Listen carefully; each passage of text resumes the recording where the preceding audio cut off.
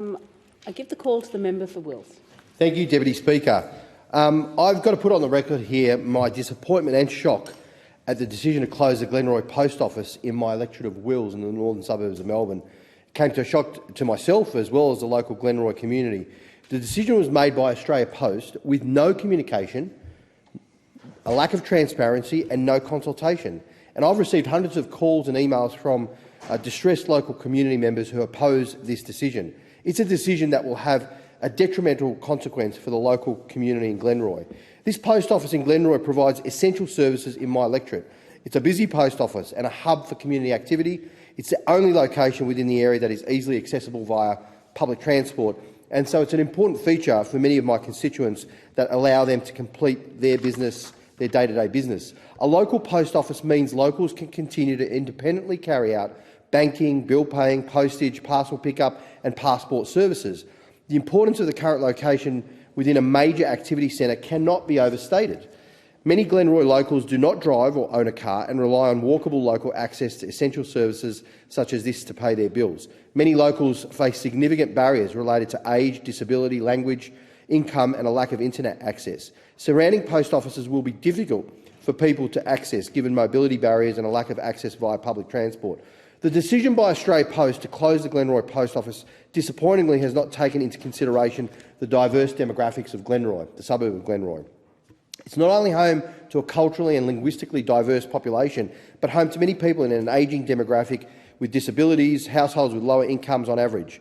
The decision to close the Glenroy Community's Post Office will take away many people's autonomy as a result.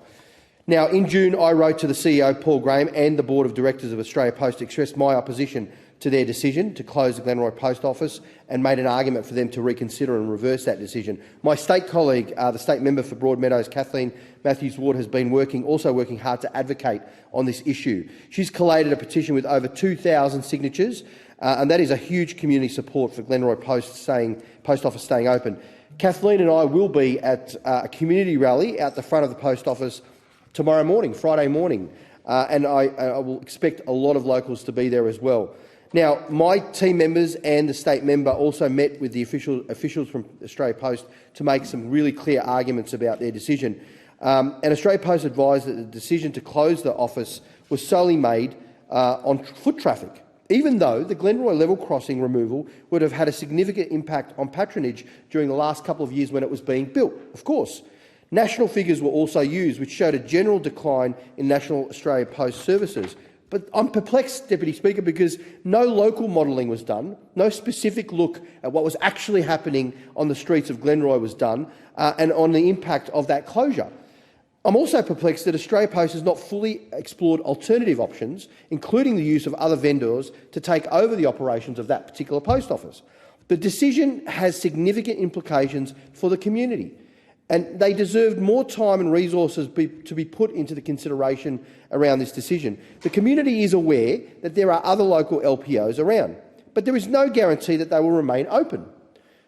Remaining LPOs are also not accessible to those who cannot drive, as they are not near public transport. Australia Post has not explored whether...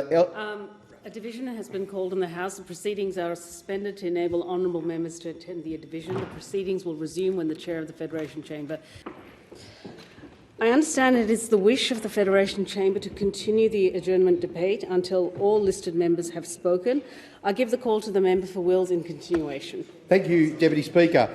As I was saying, the Australia Post has not explored whether other LPOs could relocate to a more accessible location in Glenroy. Deputy Speaker, the lack of communication, the lack of consultation is a disgrace, and it's really unacceptable. Many in the community face real barriers related to age, disability, language, income and lack of internet access. Everyone should have access to essential services such as a post office, no matter where you live. The closure of Glenroy Post Office has severe consequences for all of the people in my community. There will be the loss of local jobs, financial exclusion for vulnerable individuals, a decline in the availability of local services and trade, a decrease in that sense of local pride of having a community hub where people can gather, the general inconvenience, Deputy Speaker, and the potential security implications as well. Deputy Speaker, on behalf of the Glenroy community, along with my colleague, the State Labor MP for Broadmeadows, Kathleen Matthews-Ward, and many petitioners, over 2,000 petitioners, and the community of Glenroy, I urge the Australia Post CEO and the Board of Directors to reconsider this decision, to reverse this decision and keep the Glenroy Post Office open.